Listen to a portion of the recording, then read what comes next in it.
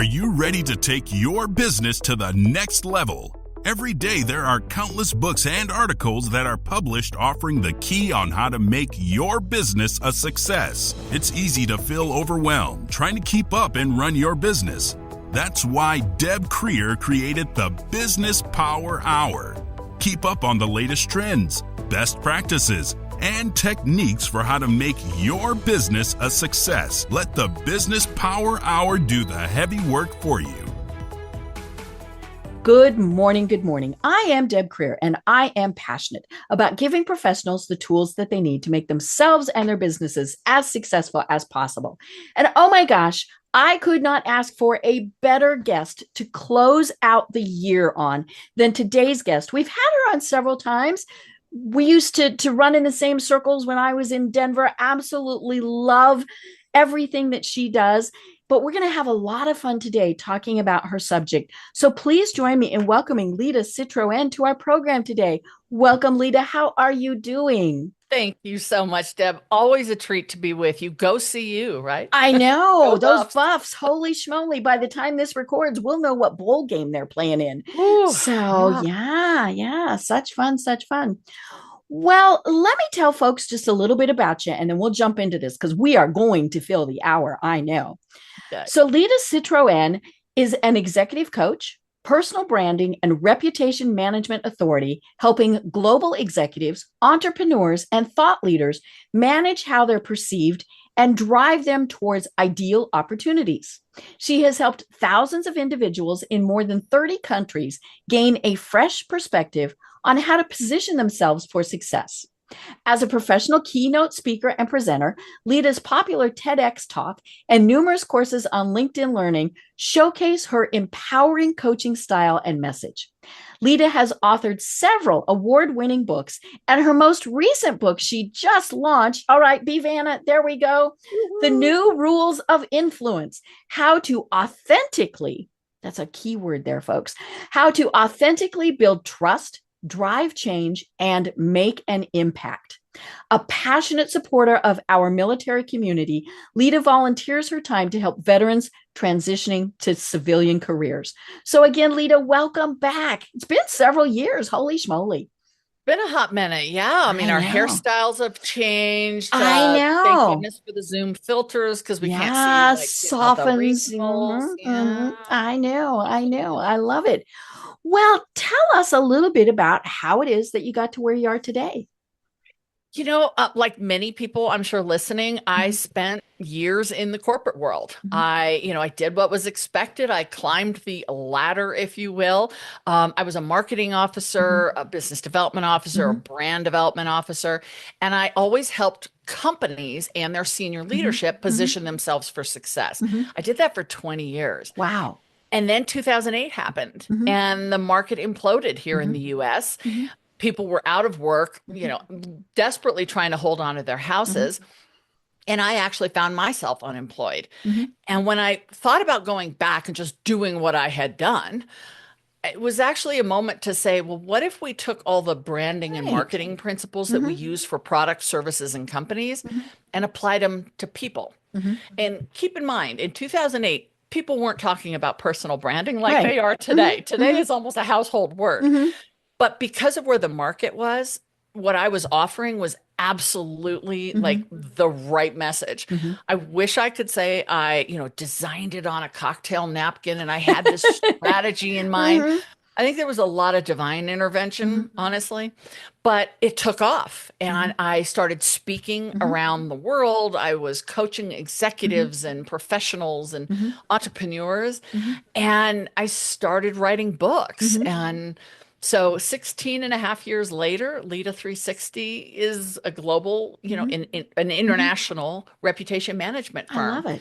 And one of the things I learned as I was doing all this work and writing all these books is really what we're talking about isn't having a brand that sits on a shelf, right? A brand isn't a thing that we go, awesome, check the box, got it done. It's about having our voice matter. It's about having a brand that carries credibility. So when we want to advocate or we want to lead or we just want to be heard, that we can have that kind of influence. So everything has sort of built to this crescendo Right. of the idea of influence. I love it. And I want to point out we are talking about influence, not influencer, as in I have 500 million people who follow me on TikTok. That's very different. It is, but I do talk about that in the book Mm-hmm. because oftentimes we do get those two confused, right? Mm-hmm. And somebody Mm-hmm. might say, I don't want to be a social media influencer. Right. I want to have confidence Mm-hmm. to raise my Mm-hmm. hand in a meeting. But there are online influencers, yes, who are doing Mm-hmm. it for the financial Mm-hmm. gains. And hey, it's a viable business. Right. Yeah. If you But can there sell are, makeup that way or well, whatever it is. or Mm-hmm. cars or Mm-hmm. dish Mm-hmm. soap, whatever. Mm-hmm. There are people who are using their online platforms Mm-hmm. because they have a big reach Right. to advocate for things they're really Mm-hmm. personally Mm-hmm. committed to. Right. So you would call them influencers Mm-hmm. as well, Mm-hmm. but they're doing the Mm-hmm. motive is a little different. So Right. I'm certainly not bashing Mm-hmm. influencers. I think content creators are going to be the Mm-hmm. next wave Mm-hmm. of Right. how we get Mm-hmm. information, and that's fabulous. Mm-hmm. There's just that there's a right way to do Mm-hmm. it, and that's what I Mm-hmm. try to teach. Right. And obviously we saw a lot of that during the recent elections, right? Mhm. Where somebody, whether it was Oprah, whether it was LeBron James, whoever, used, their influence to at least say, hey, here's who I support. Maybe you should think about that too. Yeah. But you're right. So many times it's, here's this cause that I support. And, that of course, the important thing is we have to trust them and trust what they're saying, or what they're saying is absolutely meaningless. And so that's a big part of this, is how have they built that trust? It's trust. I mean, obviously, it's trust, it's Mm-hmm. credibility, Mm-hmm. but it's also community and Mm-hmm. it's consistency and Right. it's branding. It's so many things. Mm-hmm. And even somebody just starting out, like as a content creator, or Mm-hmm. just starting a podcast or starting at a new company, Mm-hmm. we can all have influence, Right. but we don't necessarily get to skip the steps. Mm-hmm. And one of the big points I make in the book Mm-hmm. is it's not about waiting until you have the job title, Right. because Mm-hmm. old school executive presence, Mm-hmm. old school Mm-hmm. influence Mm-hmm. says when you're the CEO or Mm-hmm. you sit at the big kids Mm-hmm. table, that's when people will take you Mm-hmm. seriously. Right. That all went away about Mm-hmm. 15 years ago, Right. and the pandemic Mm-hmm. really Mm-hmm. accelerated that, so that we're hearing from people in the back of Mm-hmm. the room now, or people who Mm-hmm. don't have Mm-hmm. technical authority in a Mm-hmm. company, who have great ideas, Right. and their influence is Mm-hmm. carrying Mm-hmm. very, very well. Right. Well, and we also see the opposite, where the people with the titles aren't the people that we are paying attention to, because they don't have credibility, they haven't been consistent with what they're saying, all of those various things. Yeah. No, it's absolutely true. I think that the pressure is definitely going to right size. I Mm-hmm. mean, a lot of the people I work with are Mm-hmm. those high level Mm-hmm. execs who are going, okay, wait a minute. I've never Mm-hmm. defined who I am. Right. I've never really put out Mm-hmm. in the world what I stand Mm-hmm. for. Mm-hmm. And now I'm being pressured by my PR team and Mm-hmm. my board of directors to take a position Mm-hmm. on a political or a Right. social issue. Mm-hmm. And I don't know if I should. Mm-hmm. So a lot of that comes from Mm-hmm. having this sense of self Mm-hmm. and knowing where you are and Mm-hmm. where you're headed. Right. Yeah. One of the things I do is I work with executives on their LinkedIn presence, because, on LinkedIn, of course, it's the professional platform, but it's where we kind of get to know, what their individual brand is, not their brand as CEO, as owner, as whatever. It's, how are we getting to know more about them? And I always find it interesting when I go to an executive's LinkedIn profile, and it's clear that either A, their PR people wrote it, or B, nobody wrote it, or maybe it's 10 years old or something like that. And for many of us, that's the first impression we get of someone. We might hear that they wrote a book, or we're going to hear them speak at a conference. We go to LinkedIn, and if you don't have a good presence there, you're kind of striking out before you ever even got up to bat. Well, definitely LinkedIn is like a mini website. Mm-hmm. And I also do a lot of work in LinkedIn because it is a positioning tool. Right. So doing it right really matters. But I'll give you another example. I worked with a client who was a mid-level manager who was about to be promoted into a VP level. And the announcement was coming in 2 weeks. We knew it was coming. He'd competed for it. It was big news, big company, global company. And I said, I want to focus on LinkedIn now. And he said, why? I've already got the job. Like, I don't need to think about LinkedIn. I said, as soon as the announcement comes out, thousands of people are going to want to know, who is this guy that just got promoted from this office into a position of leadership? And sure enough, that was exactly what happened. So we always have to think our boss, our customers, our colleagues, people we went to college with or high school, they're looking at our LinkedIn. And we never know where our next client or our next job is going to come from. So having it really represent you, but it's not even just having a good profile, as you know, it's the engagement, right? LinkedIn is a knowledge sharing platform. So when people are engaged and they've got a commenting strategy, I have a client that we take a rotation of what they call ambassadors through LinkedIn training, because the more people are using LinkedIn in the right way, whether they're from sales or product development or procurement, then they're actually advocating for the company, but they're also building their own personal brand. Right. Yeah, it's a win-win. Well, and then if you do change, that of course stays with you. If you're changing companies, and so people still know this is what this person stood for, at least from a business perspective. And it's okay to put a little personal on there. Absolutely. But you don't want to get carried away no with vacations, no dinners, don't get overly personal. Yeah. It was funny. I had somebody one time who I was working with who had, and I always tell people, it's really good to be able to include your volunteer work. In fact, I mentioned it exactly in your bio. You volunteer to help veterans. We love seeing things like that. And this person said he volunteered for political campaigns. And what did I think about that? And I kind of thought about it for a while, and I said, okay, I want you to put it in there. You're not, and he did like their budgets and all sorts of stuff. And I said, focus on that as opposed to the message that candidate had. Same thing with like church people. I had somebody who said, he volunteered a lot as a lay minister. And he had been applying for managerial positions and was kind of striking out and wasn't sure why.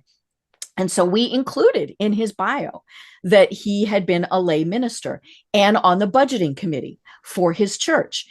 And he got a job within weeks. And he said, one of the people said they looked at it and they went, lay minister is the same thing as getting up and giving a presentation at a business meeting. If he can do that, he can do it for us.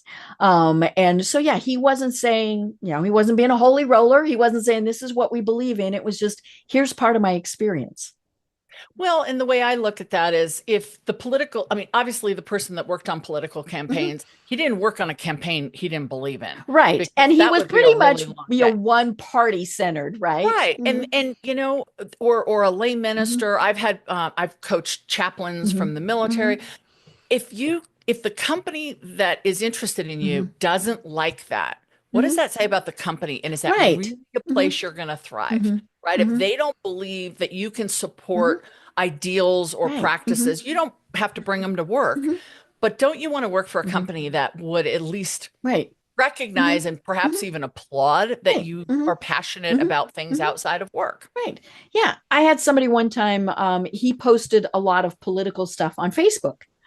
And he was very clearly one side. I mean, and he asked me about that. And I said, well, obviously you can do what you want. I mean, that's the thing. And I said, but you need to understand that half the people are probably going to disagree with you. And I said, but more importantly, would you even want to be working with the people who completely disagree with you? And then I worked with another young woman one time who, and she was young. She was just getting out of college. And so we were working on that. And her LinkedIn photo, she had a t-shirt on that said Proud Muslim. And so I didn't call her out in front of the class. This was a group thing, but I talked to her and I said, okay, first of all, the t-shirt might be just a t-shirt in general, casual. right? Yeah. Was not quite right. And I said, but you understand the message is going to turn people off. And this very wise young woman said, yeah, she understood about, being too casual. And she said, but if they're not going to like that she's a proud Muslim, she doesn't want to work with them. And I thought, good for her. So, it is kind of important. I don't know if you see this, but what I get a lot are people who say, I have a day job and then I have this side business. It's, selling cosmetics or multi-level marketing or whatever. The biggest question I get from them is, can I put that on LinkedIn? How would you answer that? Because I know how I answer it. How would you answer it? It depends on what it is. If it is something that is not really business oriented, a lot of times I tell them no. But like I had one who he sold insurance during the day and then was a landscaper on the weekends.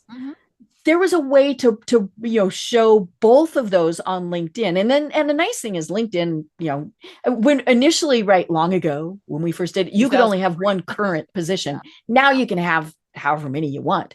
But I think as long as you're able to show the differentiation, that's where it's important, and really be able to show, okay, I do this during these hours and this during these hours, so that people aren't thinking, okay, if I call him, is he going to be doing that, or is she going to be focusing on the other thing? I guess the way I answered it is your target audience on LinkedIn? Yes. So for the landscaper, am I going Probably to LinkedIn not. am I going to LinkedIn to find a landscaper? It's fine to say, I also have a side business, but if the emphasis or if it's given prominence, and what I helped this woman with is her audience was Facebook and Instagram. So it doesn't need to be on LinkedIn. Plus, it could be problematic for her employer. We want to believe people aren't doing their other work when they're being paid by us, but that kind of made it obvious. So that was the recommendation I gave her. So yeah. I mean, you certainly don't want it costing her job. Oh, hey, yeah, absolutely. Yeah. And it's so interesting because it is now very much our social presence, that people are looking at. And we do have to know, and this goes directly to the brand. There are times where if they, maybe you're showing, and, we've seen this, partying on the weekends, working when, doing a different job when you're supposed to be working on a different one, all of those things. And, people tend to forget, and let's be honest, it's the younger demographics. Usually they think, well, I can be professional on LinkedIn and they're not going to look me up on TikTok or Instagram or whatever. And we are, because we Google somebody. And so then we want to see what all is going to come up. And so I tell people, you need to watch that. What is your overall online brand presence? Yeah, because each platform allows us to show a different side of ourselves. I show different things on Facebook than I do on LinkedIn, than I do on Instagram. And I'm conscious very much of brand management. Obviously, it's what I do. But also, who my followers are. Because I don't always have the same followers on Instagram and Facebook or on LinkedIn and Instagram or YouTube even. YouTube is growing so much for me right now. But it's really knowing who the audience is and what the platform supports. Right. So, yeah, they're not all created equal, but LinkedIn, if you're in business or you work with business, LinkedIn is the most important. Right. And again, you're free to do whatever you want. You just have to know, okay, are people going to look at my TikTok videos and go, okay, don't want to hire her, don't want to work with her.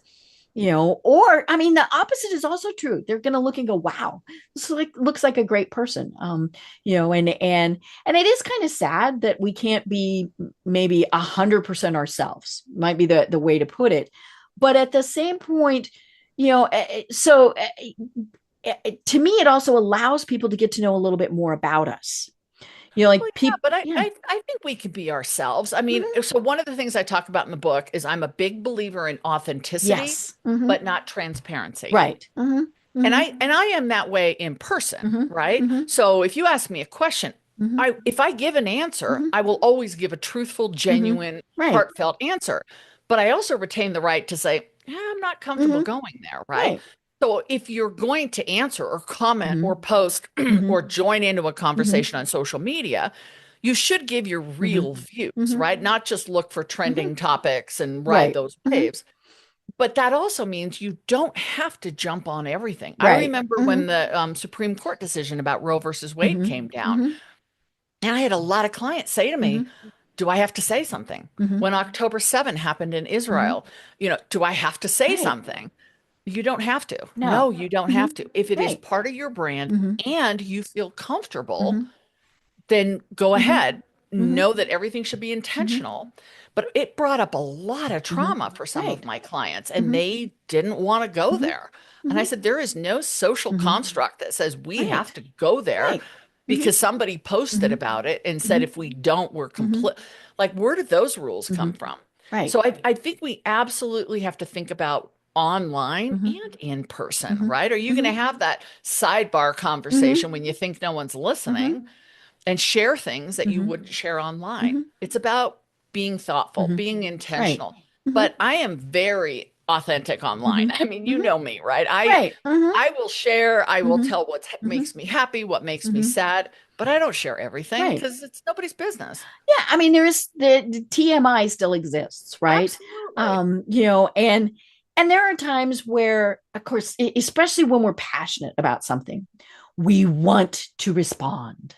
And you know, it's and sometimes it's good and sometimes it's not. There was a post the other day on Facebook. You and I were kind of joking about this before, about University of Colorado football, right? We actually still have our tickets. We live in Atlanta. And so, I don't know that I'm a huge fan of Coach Prime, but I'm a fan, right? And somebody was taking pot shots at him. And this was, I don't know the person, and I drafted a whole response. And then I went, delete. And so I vented, and then I thought, okay, there's no point in me Right. getting into an online conversation. Now, sometimes I do. I had a person that I had commented on somebody else's post about tattoos. And I said, I have tattoos. And this person who I did not know said, oh my God, how can you deface your body like that? And he ripped into me. Mm-hmm. And my first response was, don't say anything. Let it go. Right. And then I thought, nah, and so I crafted what I thought was a good response, where I said, okay, my tattoo is a symbol of my journey with cancer. It has the word warrior, and then it has all of my angels who are around me. And I said, and more importantly, I actually have 7 more tattoos that were my radiation tattoos. He came back and apologized. Should I have responded? Yeah, I don't know. He could have just as easily come back and said, you're an idiot. I mean, but I think that's kind of the thing where we always have to, whether we're commenting or we're writing the initial posts, even on LinkedIn, where we have to kind of always think, how is somebody going to read it and how might they respond? And then are we going to die on that hill trying to fight that battle? Or are we going to go, oh, okay, fine.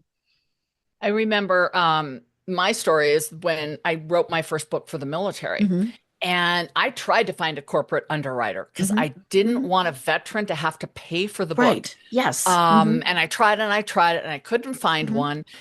So I published the book. I Mm-hmm. self-published it. Mm-hmm. It started going like viral, Mm-hmm. and it's still to this day, almost 10 years later, it is still such a good book. Mm-hmm. And I had somebody comment on one of my posts. I was on LinkedIn Mm-hmm. and said, if you're so passionate about being Mm-hmm. generous with the military, why don't you just give the book away? Mm-hmm. Right. And I'm thinking to myself, I'm a business owner. Mm-hmm. Like, Mm-hmm. these are expensive. I Mm-hmm. make no Right. money. You Mm-hmm. don't make money on books No. unless you write Mm-mm. Harry Potter. Mm-hmm. And I thought, I was thinking about it. I was upset about it. Mm-hmm. And by the time I went back to look at LinkedIn, it wasn't me. It was all the Oh, people I had yes. supported Yep. that Mm-hmm. said, who are you Mm-hmm. to say that? Right. And $18 for a Mm-hmm. book that's going to help somebody Mm-hmm. change their Mm-hmm. life. Like, and all these military Right. veterans were Mm-hmm. defending me and Mm-hmm. supporting me. Mm-hmm. And then one person looked up where the person had worked. The Mm-hmm. guy had worked who made the post. Mm-hmm. And he worked for, I won't say the name, a Mm-hmm. very large hotel chain. Mm-hmm. And so he came back and challenged. He said, do you give free hotel rooms to Mm-hmm. anyone who has served in the military? Mm-hmm. Well, of course not. Right. Right. And so then it started this other conversation, and I was like, whoa, whoa, whoa, like let's. Yeah, I'm time glad out. you're passionate about the military. I'm glad you saw the post. Thank you for that. And I thanked everybody who'd kind of come to my defense. Right. And I write about that in Control the Narrative, the book I wrote about, reputation repair is sometimes it can be other people who come to our defense. And sometimes you just let the trolls live in their own little happy world. There's nothing you can do or say that's going to make it better. And I love your comment about other people responding. You know, I tell my clients that when, somebody posts something negative, your first response is to go back and go, right? And I tell them, okay, we're not going to ignore it, but the power is in when other people respond and say, wait a minute, this is a great business. And the funny, we don't know those other people, but somehow we trust them. I had a client who would reach out to people and say, would you mind putting a positive post? I don't care. I mean, I think what's more interesting is how we focus on the one negative instead of all the positive messages. And that says a lot more about our psyche. But what I talk about in the book, The New Rules of Influence, is oftentimes we're afraid of judgment, right? We don't want people to criticize us. Yeah, so we stay in our little holes. We stay small and we stay quiet and we stay in the back of the room. And my message, which is why I was telling you before we came on, that this book feels very personal to me. The message is we can't stay small anymore. We need to hear from everyone. Everyone has something to contribute.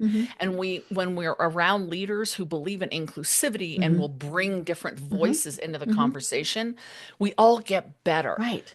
So if we're sitting on our hands, I had a client who used to do that. She sat on her hands, and we're keeping ourselves small and quiet, then we're missing the opportunity to contribute. And what if your message is the one message that could change everything for the positive? Right.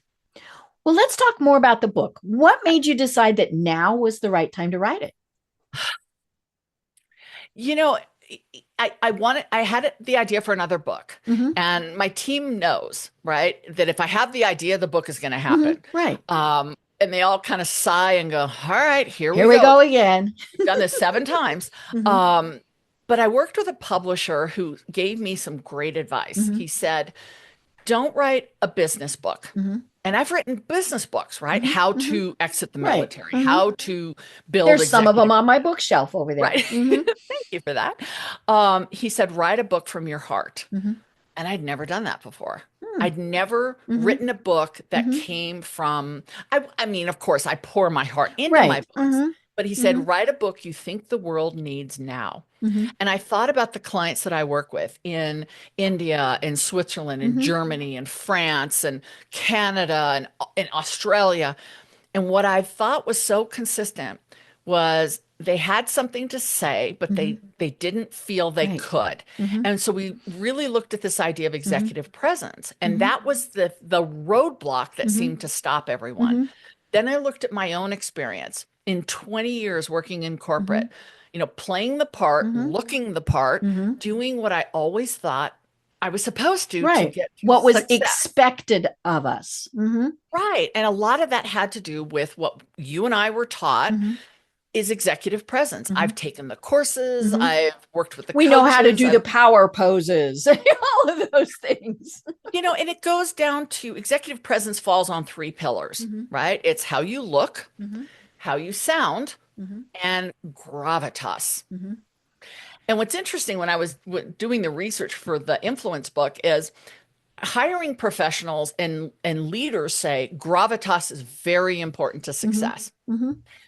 But when it came to defining it, nobody could. Right. And when it came to teaching, like, how are you supposed to do that? If you can't define it, but you know it when you see it, like, that's not fun. And what do you do for people who don't have charisma and don't walk into a room with their head held high and what is this thing? So I thought, well, let's put all those old rules aside and let's look at what the world needs now. And that's where these 10 rules came from that are the new rules of influence.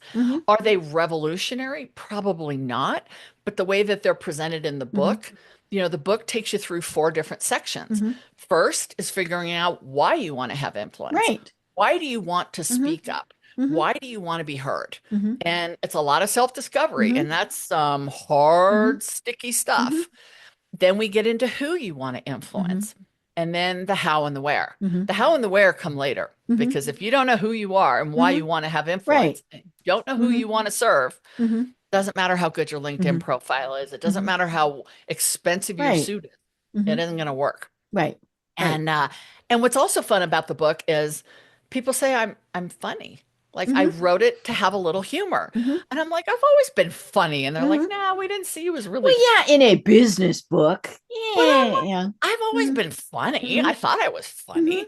So that's been interesting. And I wrote it very conversational. It's not a hard book to read. Right. But that makes it consumable. Right. Yeah. You know, and of course I've known you for a long time, probably over 20 years, right?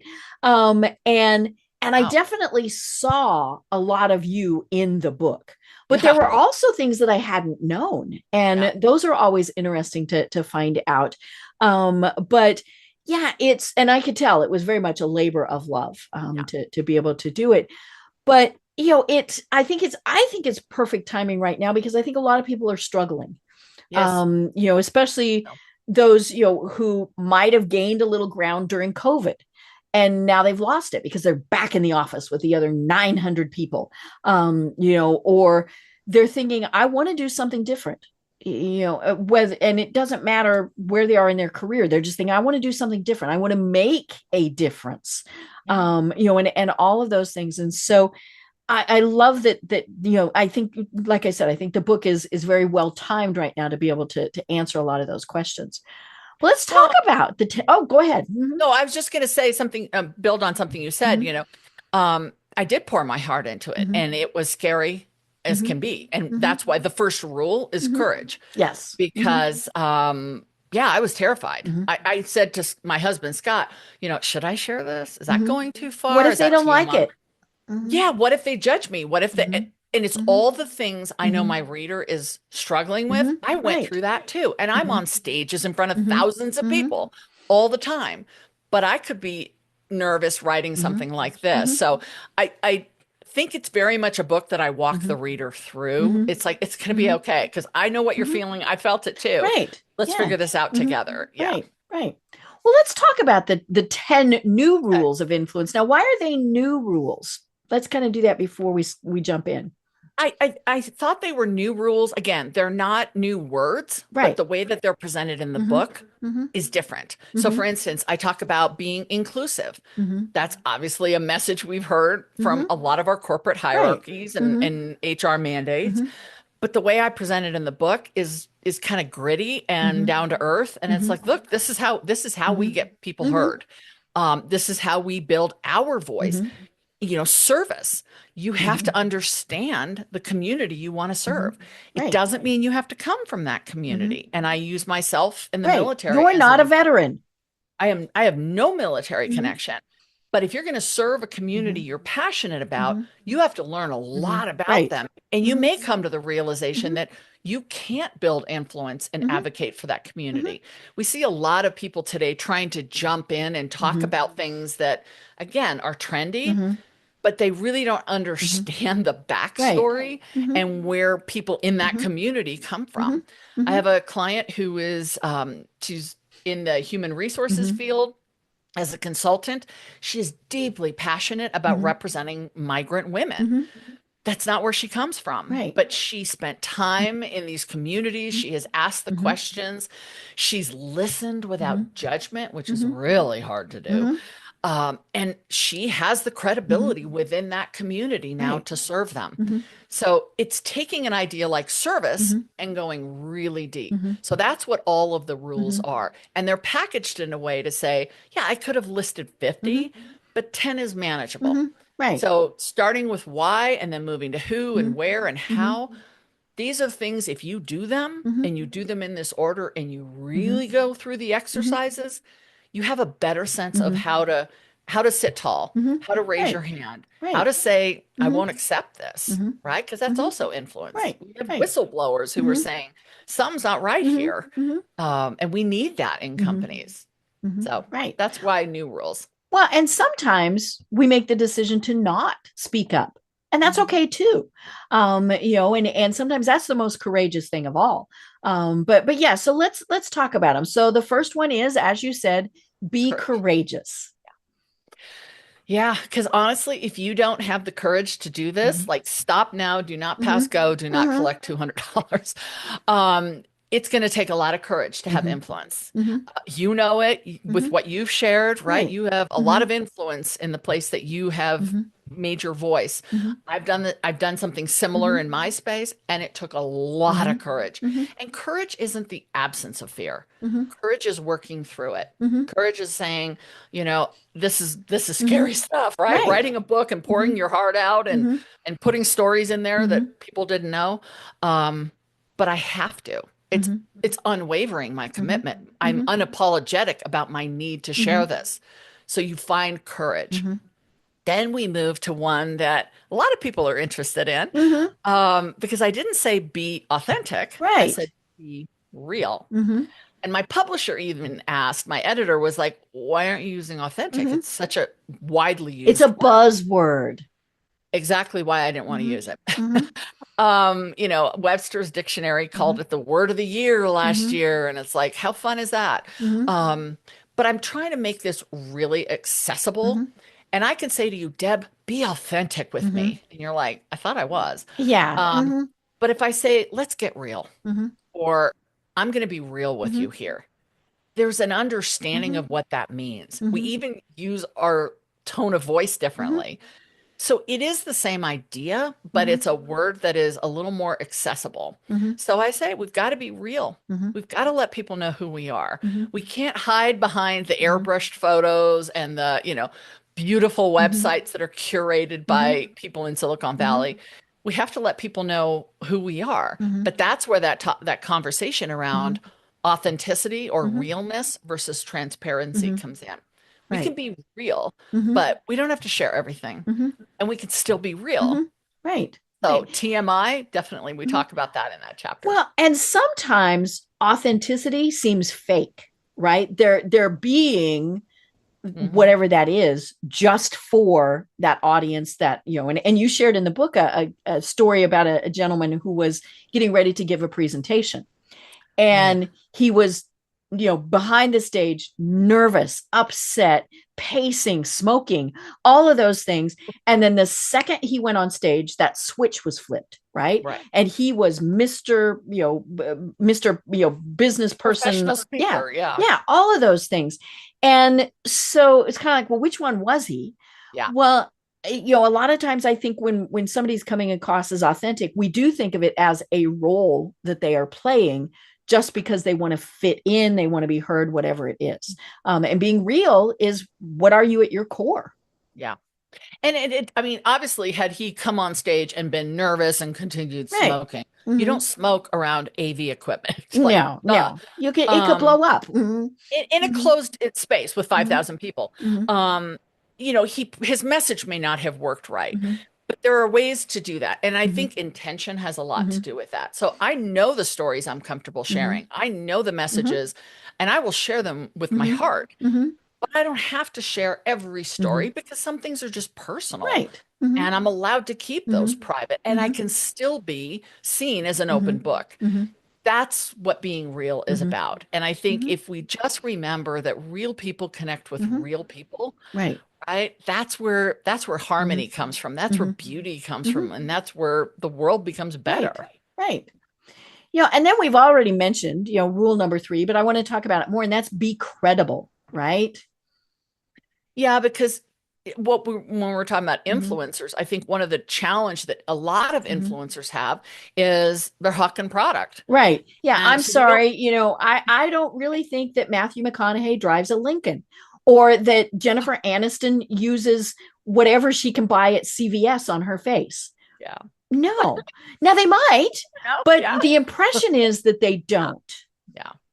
Well, and credibility is based on a simple Mm-hmm. formula. Tell me what you value, Mm-hmm. what your values are, Mm-hmm. what your Mm-hmm. principle, the core principles that you operate Mm-hmm. are, and then walk the talk. Mm-hmm. That's Mm-hmm. how we build credibility. So Mm-hmm. I tell you I'm passionate Mm-hmm. about gratitude and Mm-hmm. generosity, And the action is I serve the military. Right. 90% of my work is pro bono in the military space. So the more we tell people who we are and what we stand for, and then when they see evidence of that, they see our actions being consistent, they give us credibility. They begin to trust us. And, that doesn't mean that they like us, but they see us as credible. And oftentimes people don't articulate their values because they don't think about it. Right. Or the action isn't connected to a value.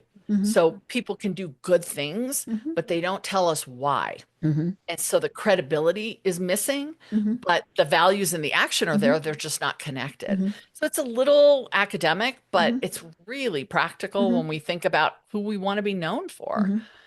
If I want to have influence, I have to prove myself consistently over time. And that's where my credibility will come from. Right. Well, and excuse me, sadly, it's one of the things that may be the easiest to lose.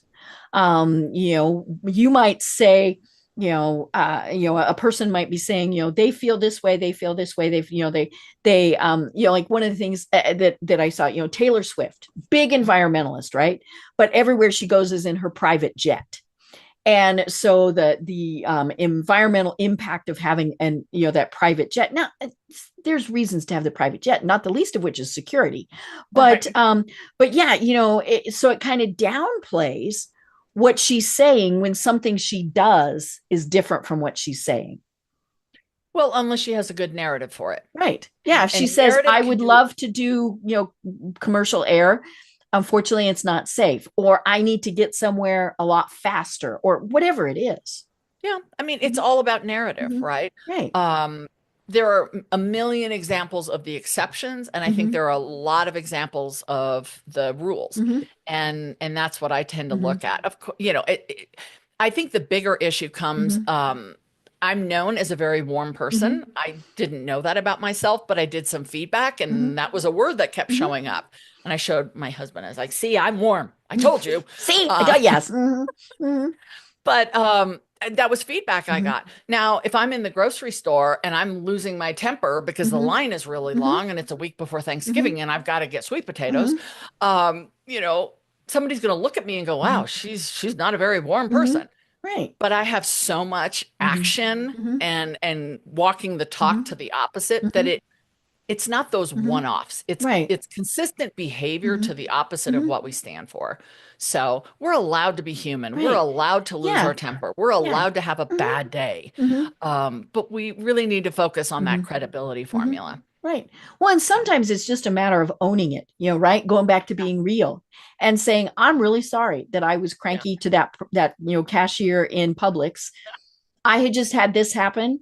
I went back and I apologized. And so now you have to have actually gone back and apologized, right? That goes back to credibility. But yes, so, and I think part of all of this is we want to know that whoever it is real, is not a manufactured person, is not doing all of those things.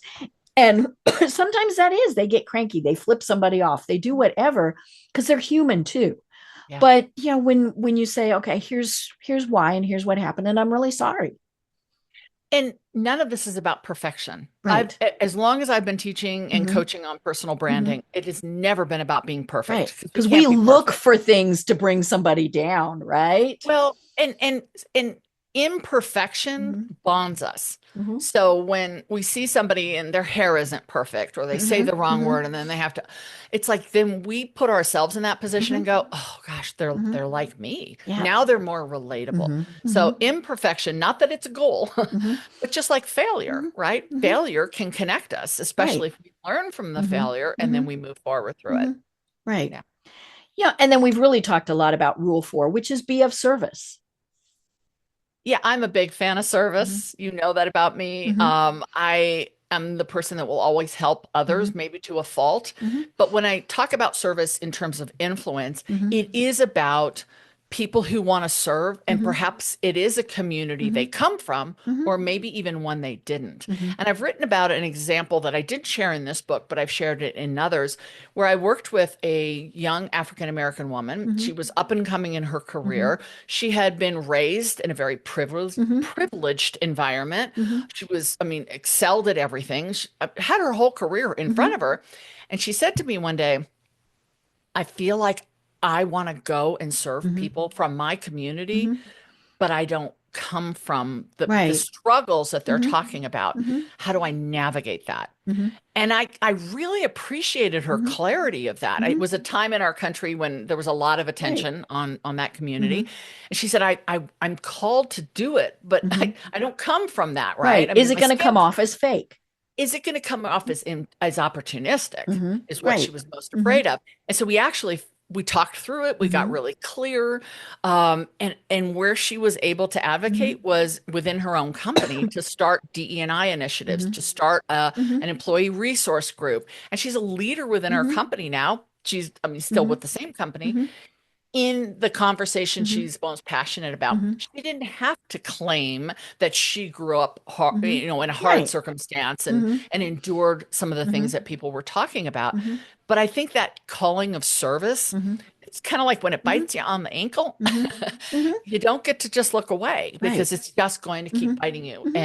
And I love that. That's how it is for me. It was non-negotiable. It was unwavering. And it has opened up a part of my life that I am so grateful for. And I never would have thought possible. Right.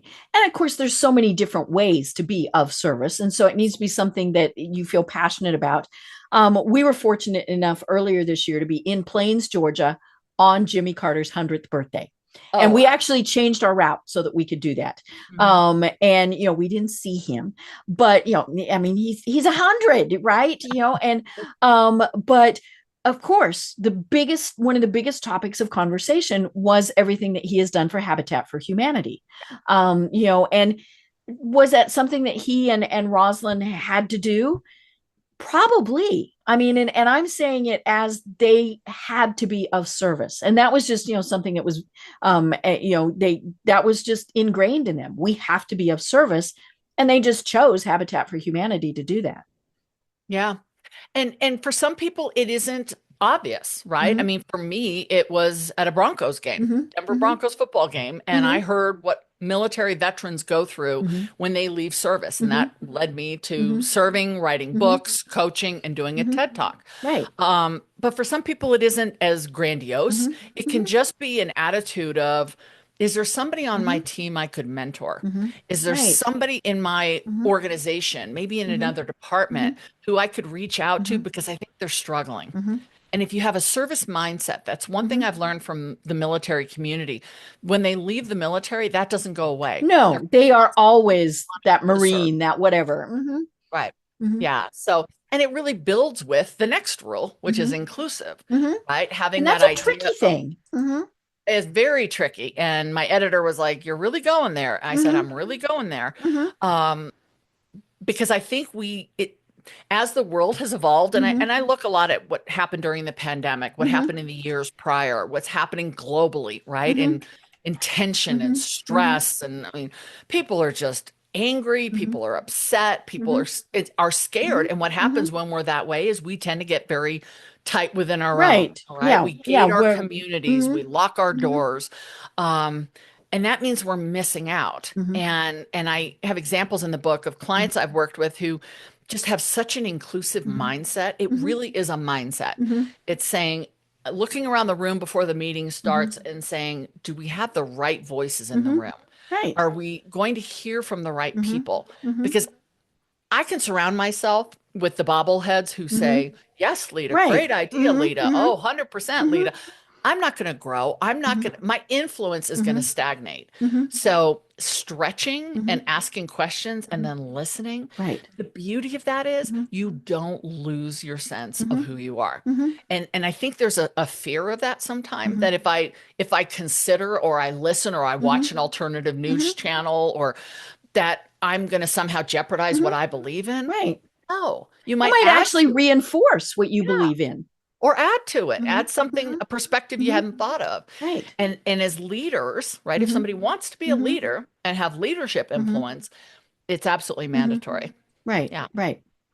And the next one, it should go without saying, but it doesn't, and that is to be consistent.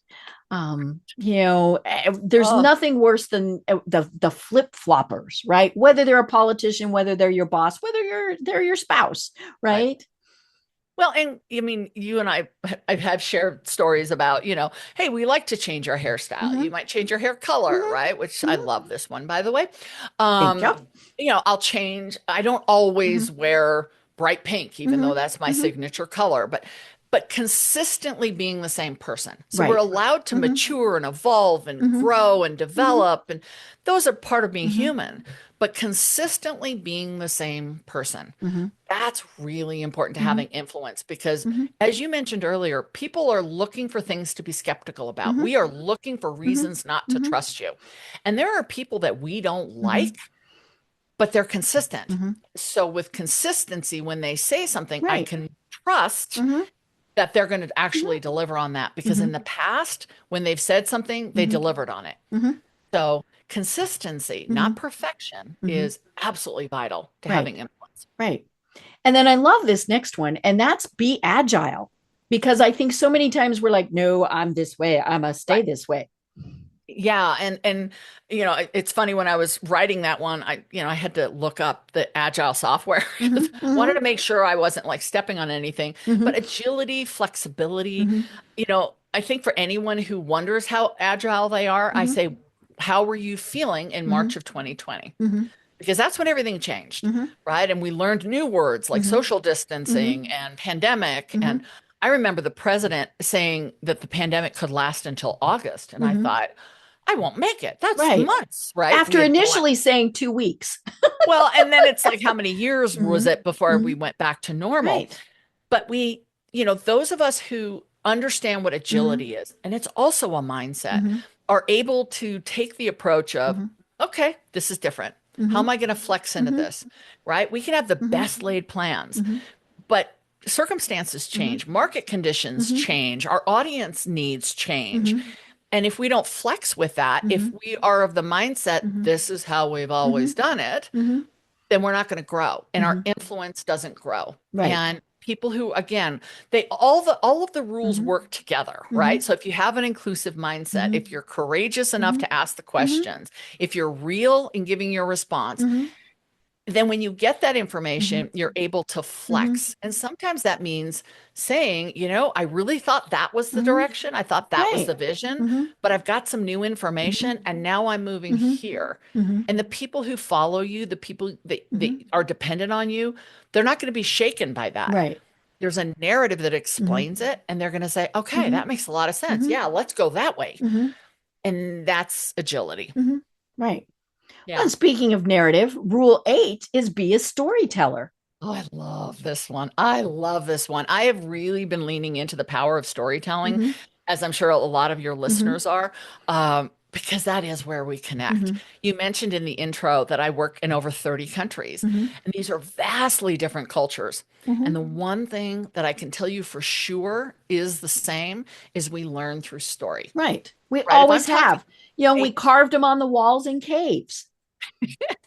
well, yeah, maybe you and I didn't, but yeah. Yeah. Yeah. Mm-hmm. Some people might think we did, but we learned through story as children, right? We learned what's the moral of the Mm-hmm. story, what's the lesson, what's Mm-hmm. the risk that was Mm-hmm. averted, Mm-hmm. and it connects us. So when I'm talking about personal branding or Mm-hmm. influence in cultures where they're very afraid of what this Mm-hmm. might look like because they Mm-hmm. think it's an American Mm-hmm. thing, I can share stories Mm-hmm. about how it shows up in Right. their culture. Mm-hmm. And they go, oh, Mm-hmm. I can share a story about something that happened to me in the book. Mm-hmm. And even if it's never happened to you that Mm-hmm. way, or you can imagine what it was like, it makes Mm-hmm. us relatable. Mm-hmm. It makes us Right. connected. Mm-hmm. And stories are so Mm-hmm. powerful. Think about your technical listeners, Mm-hmm. right? Those that work in R&D and Mm-hmm. they work Mm-hmm. in, more of the technical side of Mm-hmm. the business. When you're giving heavy data, Mm-hmm. you can show the flip charts and the Mm-hmm. graphs and Mm-hmm. but what is the story you're Mm-hmm. trying to tell? Influence has a lot to do with stories. Right. I might forget what the delta looked like between the gaps, but I remember why we're doing what we're doing. And that comes through in story. Right. Right. Now, rule 9 is probably one of the hardest for a lot of people, and it's be visible. Yeah. Yeah. I mean, not for you and I, right? Right. Hello. Here we are. We're definitely capital E extroverts. But for a lot of people, showing up and being seen is scary. Right. And I fully understand. They like being in that back row. They like not ever raising their hand. They do, because it's safe, right? You can't be judged. But is that really true? Because of course you're being judged. Why is that person always sitting in the back? Why does that person never raise their hand? So being visible, it doesn't mean billboards with neon lights. No. But it does mean having a presence on social media. It means, maybe sitting in the front of the room instead of the back of the room so that the speaker can see you when you raise your hand. And it does mean having something to say. So coming into a meeting with an idea that you want to share. Some people aren't good on their feet, right? So thinking on the fly isn't their thing. But have an idea ahead of time. And if somebody else shares that idea first, that's okay. Build on it. Right. Okay. As Deb was saying, here's something I can add to that. But the more we hear you, the more we see you, the more your influence will carry. Right. We're not influenced by people we can't see. So it's important. It is important. Right. And it doesn't mean you want to change the world. It may just mean you have an idea you want to bring to your team, or you have a different way of doing things. And that's your level of influence, and that's perfectly fine. I love it. We were talking about Coach Prime, and one of the rules that I honestly don't know if this actually has taken place, but I think it probably did. One of the very first things he said was, for every person on the football team, they would sit in the front row. They would sit in the front row of their classes. And he said they would do inspections and make sure, because a lot of times you've got the athletes that are in the back row and they're slouching, if they even go, right? I mean, that's the other thing, was you will be going to class. And he said, but you participate more when you are in the front. And and a lot of them pushed back. They love sitting in the back row. They love not ever having to say, here's what I think. Right. And he said, that's not how you're going to get ahead in life. Yeah, no, that's very true. And there are a lot of people who are in that inner circle in his world who believe that he is not just teaching them how to play football, but is truly teaching them how to be men who will do great. And he says that all the time. Most of you will go on to something else. And he said, so that's what we're helping them do. Yeah. Well, rule 10 actually ties all of them together, right? And it's be a brand. I couldn't not talk about branding. I know. But it was interesting because I've had people say, have I moved away from personal branding and now I'm talking about influence? And I struggled with that. But what Rule 10 reminds me of is the reason we build a brand is because we want to have influence, right? I want to be seen a certain way and known a certain way on LinkedIn. I want to be known a certain way when I'm in front of an audience or with a client. And a brand is that intentional set of tools that we use to promote ourselves, how we show up, how we're going to speak, and the relationships that we have. So it had to be in there because that's who I am. And I thought it was a nice sort of bookend to courage, because it takes a lot of self-examination to have a brand. But when you understand why you want to have influence, you understand what is calling your heart and bringing you to this place and this conversation, and then who you want to serve, then the where and the how become easy. Right. They do. And, so brand had to be on there. And I walk people through the, how do you build personal brand and think about some of the things that are also talked about in the book. The book also talks about how to measure influence, because this is all nice and fine. But if you're not one of those influencers who's going to look at their, the P&L statement at the end of the month to see how successful, how do we know if our influence is working? So we have to think about the different KPIs that we use to measure our influence. And some of them are anecdotal. Some of them are just knowing in our heart that people heard what we had to say and they're going to take that message and do something with it. And we may never see that. And that's okay. Oh, yeah. Yeah. I think a lot of times we never actually know what our influence is. Yeah. But, it comes out in subtle ways.